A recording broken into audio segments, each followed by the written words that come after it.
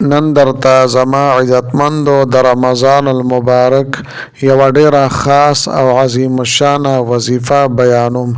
هر حاجت به الله جل شانه پوره کړي او به حساب مال او دولت داسې وګڼه چې د پیسو ماشین به درته میلو شي، د مال او دولت کارخانه به درته میلو شي. بس په دې مبارک میاش کې په ناسته پاسته پتلو راتلو کې صرف دا یو تسبیح وایه او بیا د دې چې کوم برکات دي، فواید او ثمرات دي او د دې کرشماتي فواید دي، دا به تاسو په خپلو سترګو باندې ووینئ. زما عزتمندو چې په کومه طریقه زه تاسو ته دا وظیفه بیانوم، په دې بیان کړی شوې طریقه باندې تاسو دا وظیفو کې بیا تاسو ګورئ چې الله جل شانه تاسو باندې ټول کال څنګه فراخي راولي. زما عزتمندو د الله جل شانه ذات بے پناه بے نیازه ذات دی. د الله جل شانه په موږ باندې ډیر زیات احسان دی. الله جل شانه د رزق تقسیم په خپل لاس کې هودلې دی.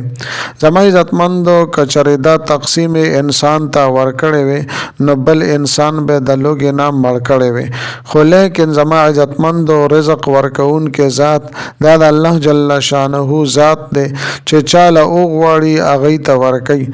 زما عزتمندو الله جل شانه ذات داسې ذات دی چې ټول مخلوق ته رزق وررسي، حتی چې یو چینجه د کاڼي دننه هم وي هغه ته هم الله جل شانه رزق وررسي. خو لیکن زما عزتمندو انسان ډیر زیات بے صبر دی، په ده کې توکل نشته. د انسان سره به د یوې میاشتې توخه موجوده وي، خو د سره به هر وخت دا فکر وي چې دا کم نشي. نو زما عزتمندو مونږ ته پکار دي چې د الله جل شانه په ذات باندې توکل وکړو چې هغه چرته هم مونږه اوږي نه پاتې کوي، بلکې مونږ ته زمونږ د حصې رزق ضرور عطا کوي.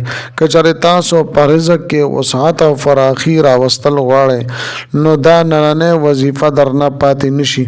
په دې رمضان المبارک میاش کې په ناسته پاسته په هر حالت کې دا وظیفه خپل معمول جوړ کړئ او چې تاسو ته بیا د دې څه برکات او فواید ملو شو نو لاندې کمنټ کې ما ته بیا ضرور ووایئ.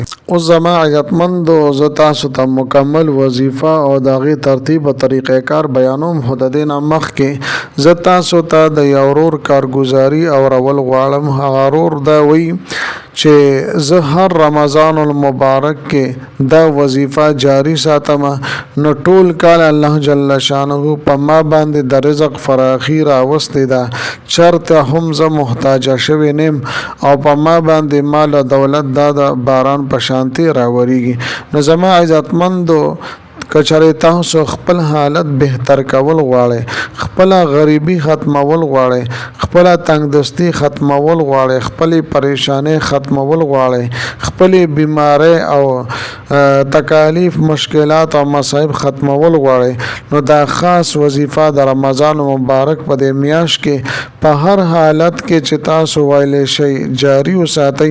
نه د دې دپاره اودس چردام څه شرط شته دی، نه د دې دپاره مصله او جومات څه شرط شته دی، بلکې پتلو راتلو کې په خپل کار کې په هر حالت کې تاسو دا وظیفه کولی شئ.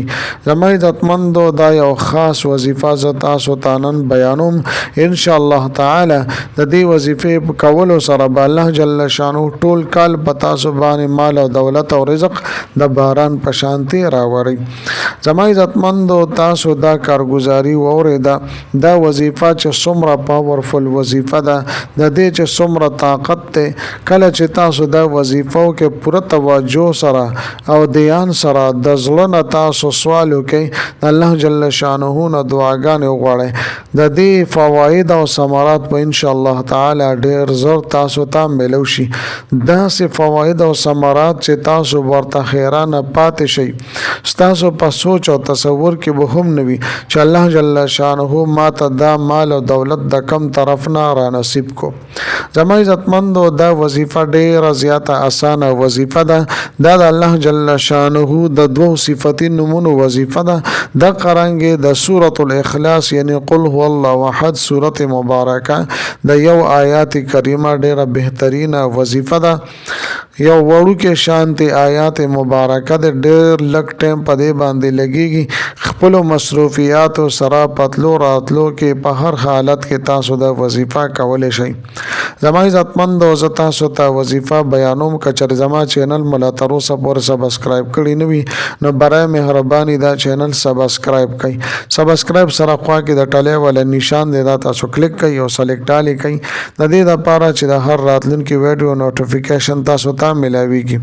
زما عزتمندو په دې چینل کې زه تاسو ته هر قسم مستند وظایف راوړم. هغه مستند وظایف چې مال خپل استادانو د هغه اجازه را کړې ده.